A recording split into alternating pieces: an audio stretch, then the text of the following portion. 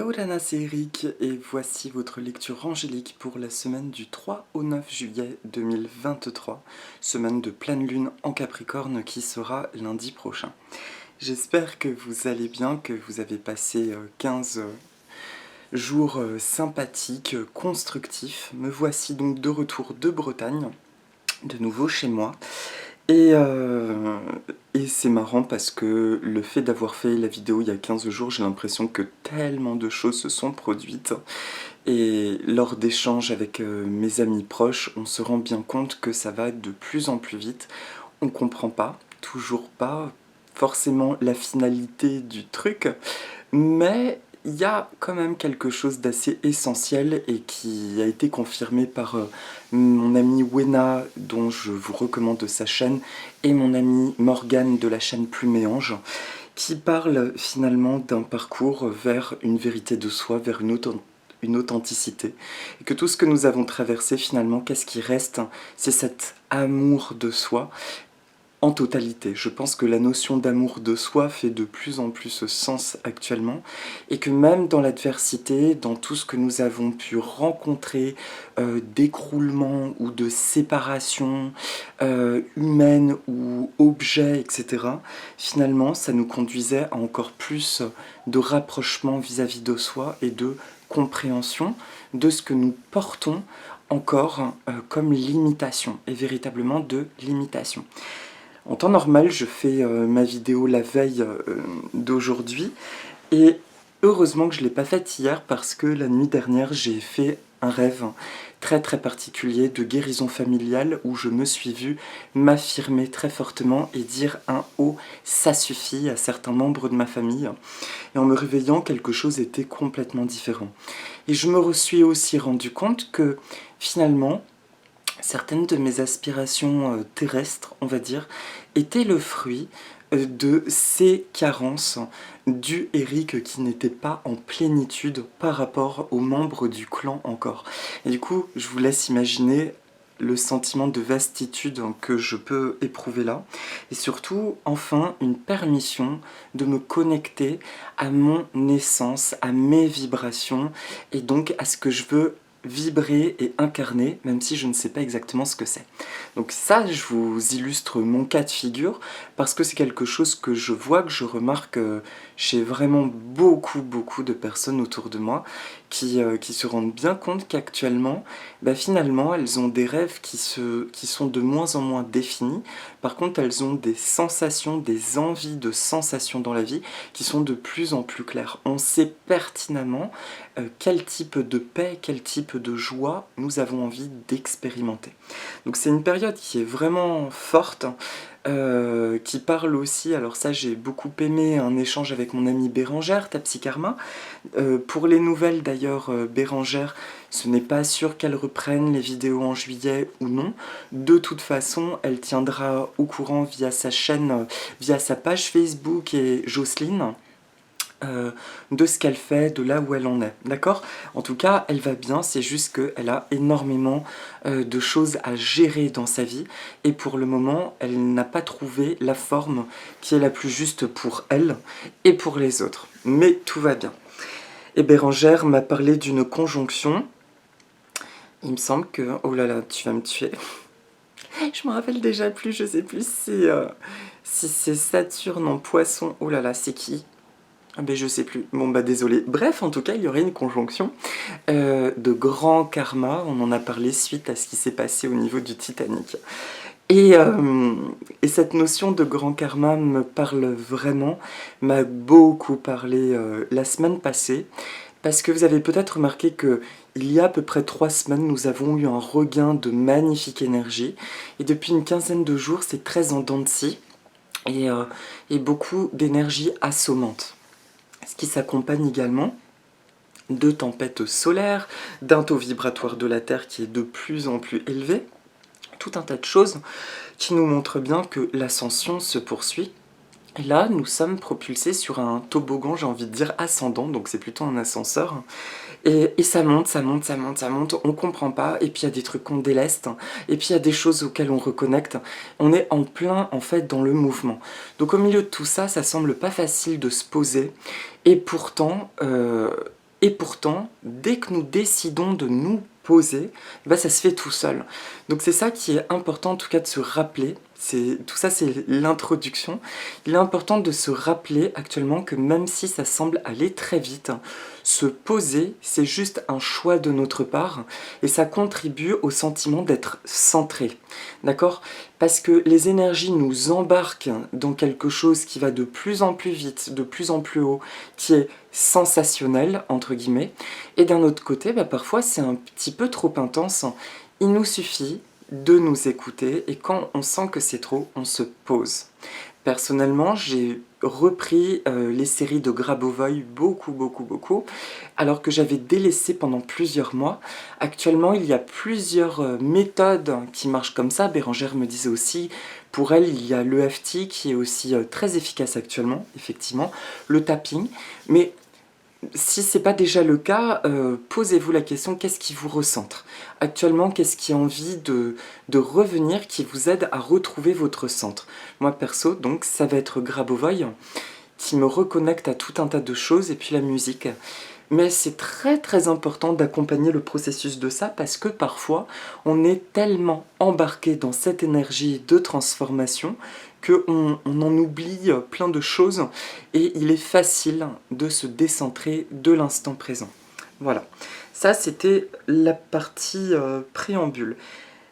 Le clin d'œil, c'est donc, il est facile de se reposer, à nous juste de le décider, et le processus est magique, et je crois vraiment que d'ici la fin d'été, on n'aura plus du tout la même vie.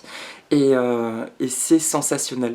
Encore CF, je vous invite à écouter la dernière vidéo de Wena, qui était particulièrement habitée et inspirée lors de cette vidéo. Pour les 3 temps de la semaine, donc je reviens à quelque chose d'essentiel, j'ai travaillé avec le Aloha, la sagesse hawaïenne de Jeanne Ruan aux éditions Exergue.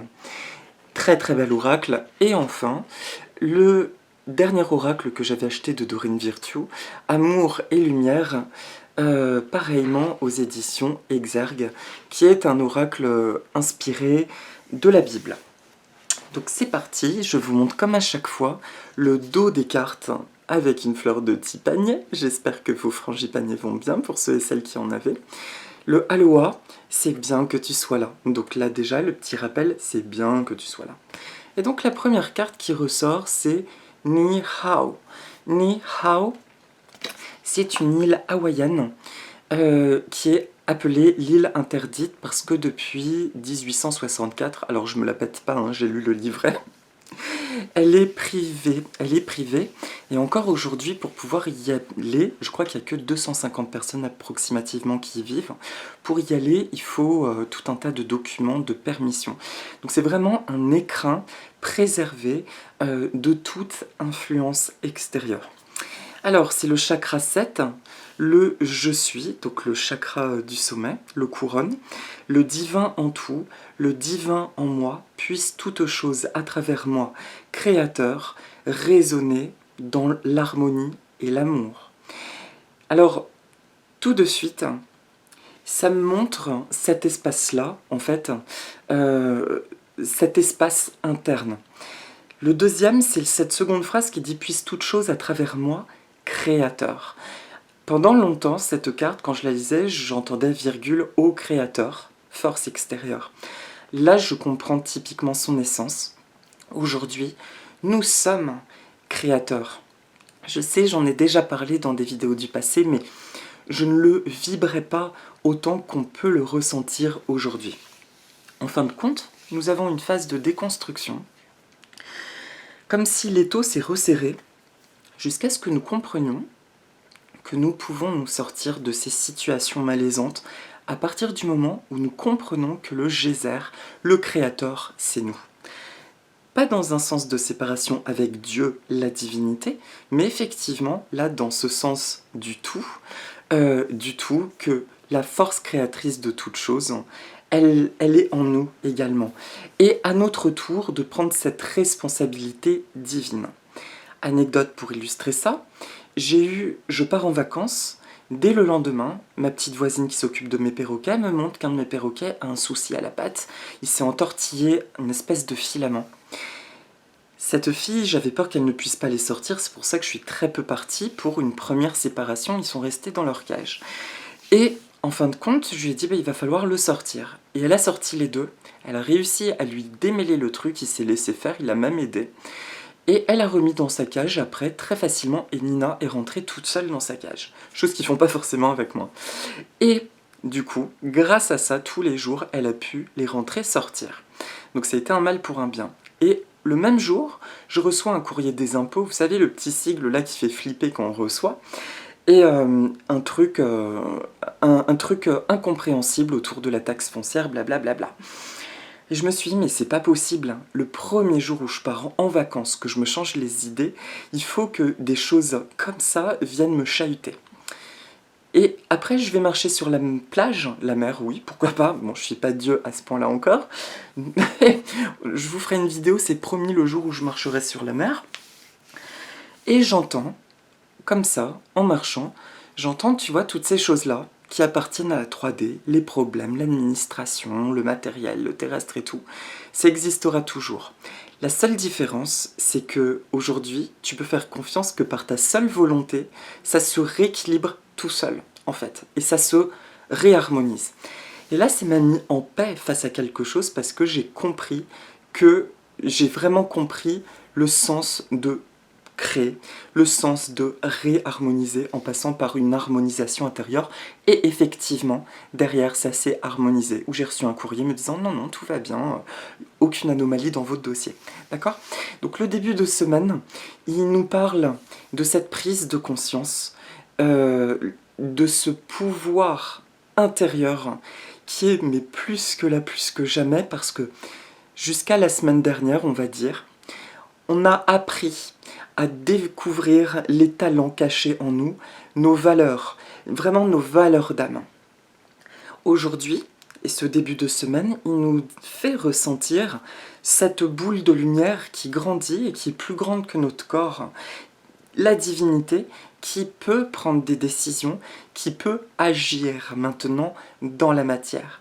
Et c'est de là aussi que nous quittons la notion de miracle au sens une force extérieure me prodigue quelque chose d'absolument inattendu.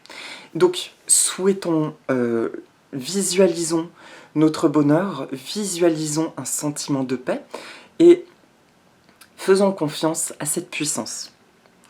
Raisonner dans l'harmonie et l'amour. L'harmonie, c'est le point d'équilibre où toute chose prend sa place. Donc même les choses négatives, comme dans l'yin et le yang, peuvent apparaître, mais à partir du moment où nous sommes dans l'harmonie de nous-mêmes, il n'y a plus rien qui puisse être excessif ou nous chahuter. Ça s'appelle juste les mouvements de la vie. Mais nous avons cette possibilité de développer, de créer, de construire et d'attirer une incarnation et une matérialité de plus en plus vibrante, puissante et alignée à notre harmonie. Voilà pour le début de semaine. Le milieu de semaine prochaine. Alors c'est ha, ha, ha. Mort de rire. C'est des petits pas sur le sable. Notre univers est un être vivant, toujours plein d'amour et d'attention pour nous. À quoi pouvons-nous dire merci? C'est une carte qui permet, grâce à ça, grâce à ce que j'ai dit en début de semaine, enfin de redéfinir la notion du grand tout. Il y a quelques semaines, je vous ai dit, à moi les notions du grand tout pendant des années, mais au secours, parce que non, je ne fais pas partie du monde des personnes qui ont des attitudes néfastes, blablabla. Et je le pensais. Et quelque part, je le pense toujours. Cependant, avec nos prises de conscience dernières de cette sphère, j'ai envie de parler de sphère de lumière, parce que je nous vois comme des soleils en fait. Eh bien, tiens, ça me fait penser à Stéphanie Fabigena qui emploie l'expression des beaux piliers de lumière ou des beaux soleils de lumière, je crois. Le milieu de semaine nous permet de nous brancher finalement à l'aspect créateur qui anime toute chose en nous. Cette reconnaissance de la notion de création, qu'elle soit positive ou négative. Là, ça vient chercher une notion d'unité, un niveau au-dessus, comme une strate au-dessus. Moi, en tant qu'Eric, en tant qu'être juste humain, dans mon enveloppe, dans mon interaction, je ne sens pas du tout cette notion de grand tout. Je me sens pas du tout lié aux gens, sauf à la nature, mais foncièrement, je veux dire, surtout aux attitudes de gens. Mais pourtant, depuis mon âme, cet aspect créateur, je le ressens et je commence à le ressentir chez les autres. Pourquoi c'est intéressant? C'est qu'à partir du moment où je suis branché à cet aspect de mon être, de là, la source d'inspiration vis-à-vis du monde extérieur devient beaucoup plus forte. Comme on dit, la magie, c'est l'âme qui agit. En fin de compte, en agissant donc en soleil, on agit depuis notre âme. Et c'est quelque chose qui est absolument, qui n'est pas forcément palpable, mais qui se manifeste souvent. Et ça s'appelle les synchronicités. Et c'est depuis cet espace-là qu'on peut se rendre compte finalement que même, des personnes avec qui nous ressentons des formes de dissonance, j'ai un renvoi, moi ça a été le cas, j'ai pu expérimenter des dissonances avec certaines personnes. Je reconnais plus leur part de souffrance, en revanche, je reconnais leur potentiel à chercher leur propre harmonie. Et depuis cet espace-là, beaucoup de choses vont enfin pouvoir s'aligner. CF, aussi le film La Belle Verte, que vous connaissez peut-être. Alors là, c'était un cours, j'étais tombée sur une vidéo de Aurore Rogiers, envoyée par mon amie Barbara. Et à un moment donné, elle faisait un CF à la Belle Verte. Si vous n'avez pas vu ce film, je vous le recommande. Ce sont des êtres éveillés qui, juste d'un mouvement, réveillent les gens à leur conscience supérieure. Et c'est un peu ce qui est en train de se passer. Et de ce fait-là, il y a une contamination positive qui est en train de se faire. Donc je ne sais pas si c'est très clair. Ce que ça nous demande en gros sur le milieu de semaine prochaine, c'est de nous en foutre royalement de toutes les dissonances à proprement humaines, ou les discordes, ou les situations stagnantes, mais juste de monter l'ascenseur depuis cette divinité en nous, cette part de Dieu, déesse en nous, et depuis cet espace-là, de ressentir ce que ça pourrait être l'harmonie, et juste d'envoyer l'intention, ah ben j'ai envie d'harmonie depuis là-haut. C'est très métaphoré dans le sens où j'ai vraiment cette vision. Si le milieu de semaine pro, vous sentez en tout cas un peu de lourdeur, parce qu'on reste quand même des humains dans ce process d'ascension, on va pas se voiler la face, on continue des up and down, des jours très douloureux et des jours presque d'extase, de mais je comprends pas. Je suis là et pourtant je me sens pas du tout là, enfin... Voilà, il y a tous ces processus qui continuent, c'est aussi une adaptation, une harmonisation. Donc si vous ne vous sentez pas forcément bien sur le milieu de semaine prochaine, je pense que ça peut être sympa d'imaginer que vous montez dans votre ascenseur personnel et vous appuyez le petit bouton au-dessus du niveau actuel, vous allez au numéro 1 où il y a écrit peut-être dessus divinité, tu vois, en clignotant, et tu montes, et là tu sors et tu es dans un espace super sympa et qui fait partie de toi. Et tu dis, ah ok, c'est d'ici cet espace que je vais réharmoniser mon état d'être. Ok, alors là, est-ce qu'il y a quelque chose qui me viendrait à libérer? Est-ce qu'il y a un problème quelque part? Ah, ok. On y va avec nos problèmes et on les solde depuis cet état de conscience. Et quand on a terminé, si on veut, on peut redescendre. On peut rester dans cet état parce que lui, de toute façon, tôt ou tard, là, il va fusionner avec notre étage actuel. Donc voilà pour le milieu de semaine. Et enfin, il y a cette notion d'humilité. Et l'humilité, c'est juste aussi, voilà, de ne pas s'arrêter à ce qui est dissonant, de le voir, mais de ne plus le laisser nous envahir. Alors, moi, gentil coco que je suis, c'est très facile à dire. La semaine dernière encore, avec mon coût des impôts et grosse peur matérielle et tout. Mais, eh bien, j'y travaille. Et de plus en plus vite, le switch se fait. Et quand le switch se fait, je me rends compte qu'en fait, ce sont que des émotions et qu'actuellement, il faut les laisser aller, ces émotions. Et on retrouve une espèce de sentiment de puissance et on se dit, mais effectivement, tout ça, c'est comme une illusion. Et je peux modifier la réalité en recherchant juste la notion d'harmonie. Voilà. Est-ce qu'il y a quelque chose à dire? Non? Bah, par tous ces petits pas qui montrent bien que on avance. Je voulais dire un autre truc, je me rappelle plus. J'adore l'écume, rien à voir. Et pour finir, le week-end prochain, c'est Kanaloa. Kanaloa, c'est le fils, c'est le dieu de la mer. Il est symbolisé par cette pieuvre, et avec au milieu ce sceau de Salomon qui représente en fait les polarités de Vahine et de Kane, les principes masculins et féminins. Et l'œil, le centre qui voit tout, en fait, et qui est connecté à tout. Et le week-end prochain, on parle d'une énergie, pour le coup, d'expansion de notre conscience, et de prise de décision. Et ça, Wena en a merveilleusement parlé dans sa vidéo. On est vraiment dans la prise de conscience de cette responsabilité de décider. Il y a des décisions à prendre. Alors là, je paraphrase Wena et c'est ce que je ressens très très fortement. Alors pour Kanaloa, je voulais juste voir, il y avait un truc dans le texte qui me parlait bien.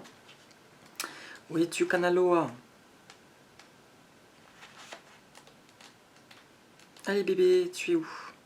C'est fou, je vous ai toujours dit, à chaque fois dans cet oracle, je perds du temps. Kanaloa, où es-tu? Oh. Harmonie et bonheur, non? Alors, d'accord, il n'est pas dans les déesses parce que c'est un dieu, entendu, ça je veux bien comprendre. Et du coup, c'est page... Voilà. Ok. Il est le dieu hawaïen de la mer et de l'art et de la médecine, et de l'art de la médecine.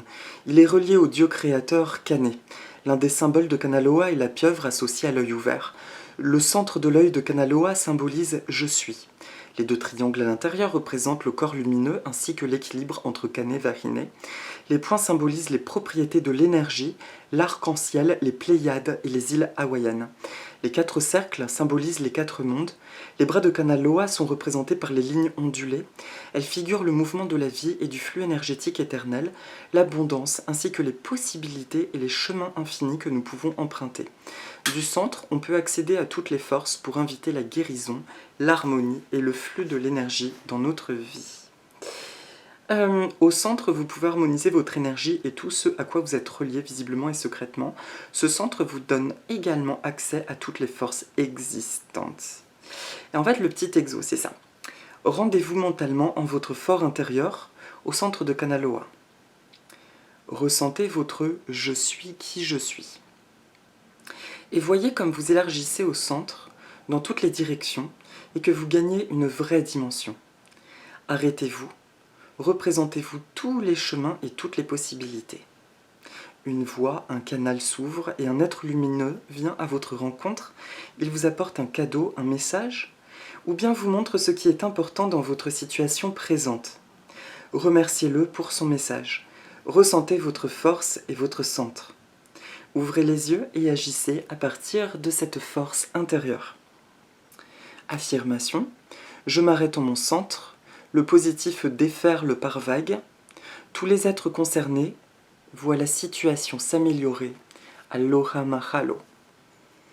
Et je salue la plume de Jeanne Ruland pour cet oracle qui est juste une pépite. Il n'y a pas d'autre mot. Donc voilà, Kanaloa, c'est ça l'info que je voulais, que je ressentais.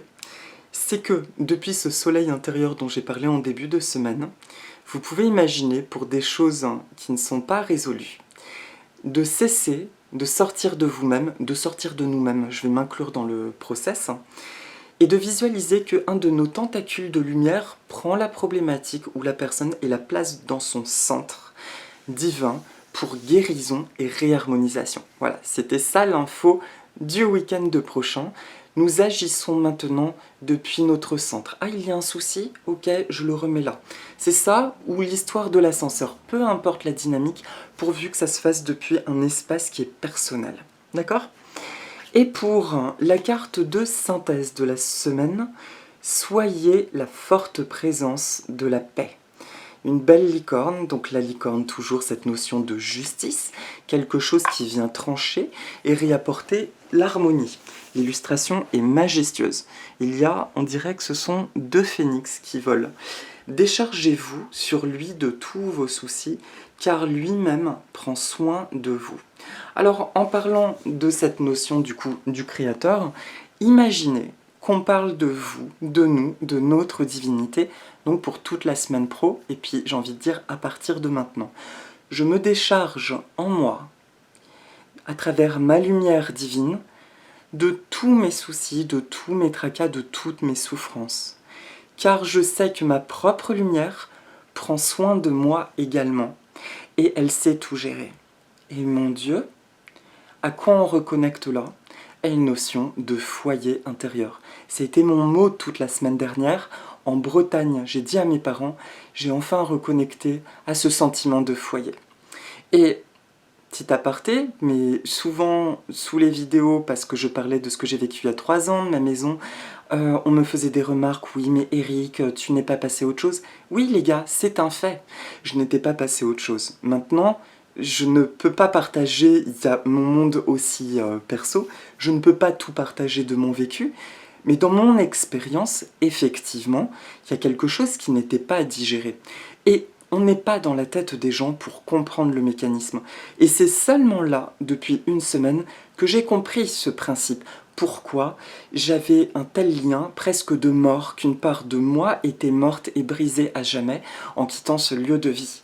Et je sais aujourd'hui pourquoi. Et c'est lié à la notion de famille avec un grand A. Et au final, peu importe. Ça, c'est quelque chose d'intrinsèque, on va dire d'intime. Mais enfin, je peux projeter des choses dans ma vie. Et surtout, ce qui avait été détruit à l'époque, ça, je peux l'expliquer aujourd'hui. J'ai compris qu'en fait, c'est pas une maison, un lieu en soi géographique, bien qu'il avait des choses forcément que j'y adorais, c'était la notion de foyer, pour moi, qui a été détruite à ce moment-là. C'était pas une maison. Et là, seulement, depuis une semaine, j'ai reconnecté à ça. Et c'est une libération énorme parce que, en tant qu'Eric, je peux envisager enfin d'aller de l'avant, de construire, et j'ai des rêves, et des envies, et des ambitions, etc. Vous comprenez?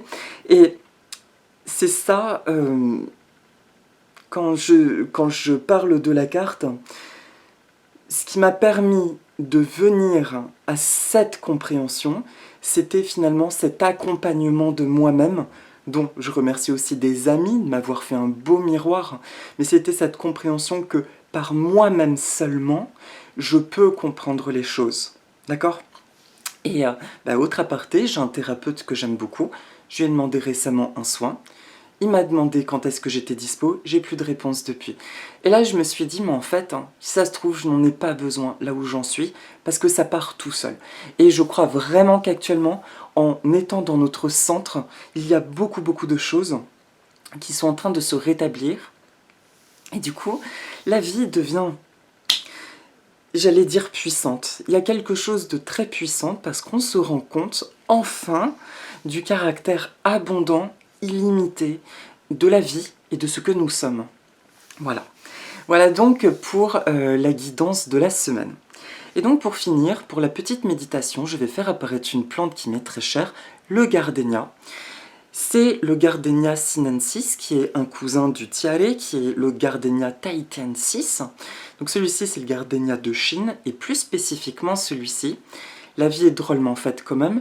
J'avais un gardénia très grand dans ma serre à la maison, que j'ai donné à des amis qui avaient une véranda, que j'avais depuis plus de 20 ans.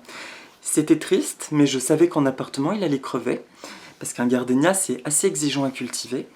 Et cet hiver, j'ai trouvé à mon travail ce gardénia qui est le même, sauf que c'est un hybride qui a été créé aux États-Unis qui s'appelle le Double Diamonds et qui est rustique jusqu'à -10, -15.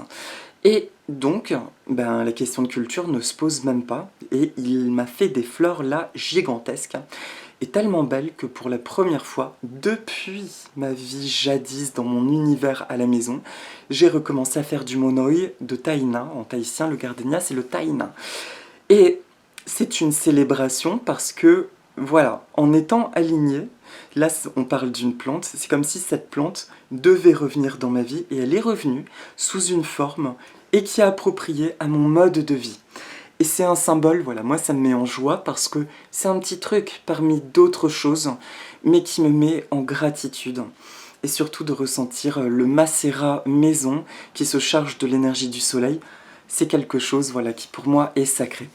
Et donc le tahina, c'est une plante, étonnamment, que j'ai connue aussi en Grèce, qui se cultive beaucoup en Grèce.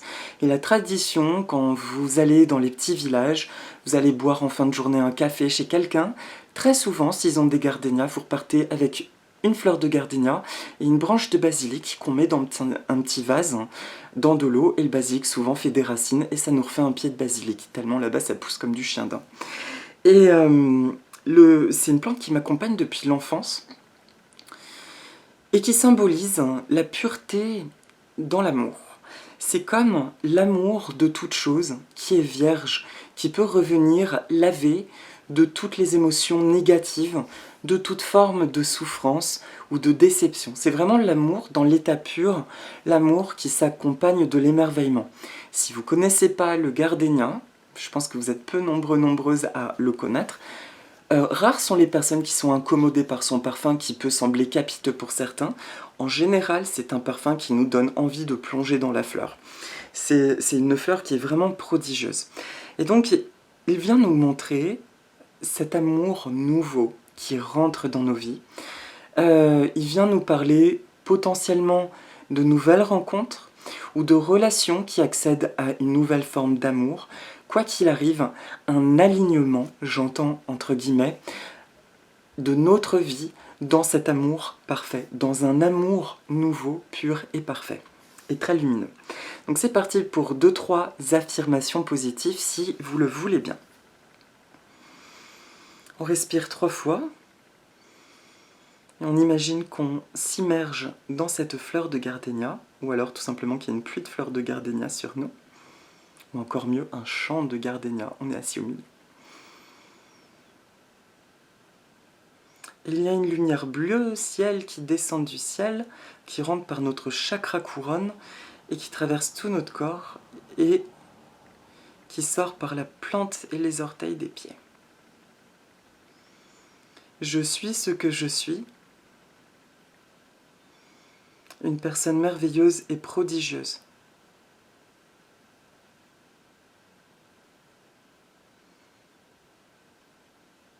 J'incarne la puissance d'être créateur de la vie que je désire, que j'ai envie.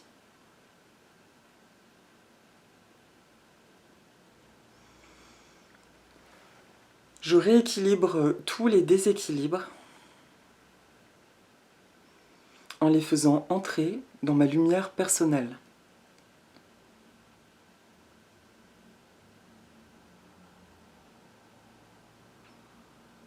J'ai beaucoup de chance. J'expérimente amour, alignement et harmonie.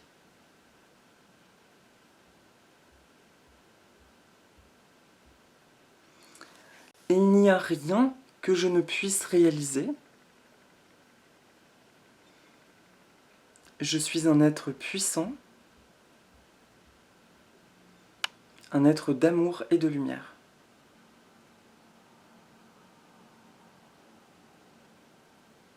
Tout va bien dans ma vie.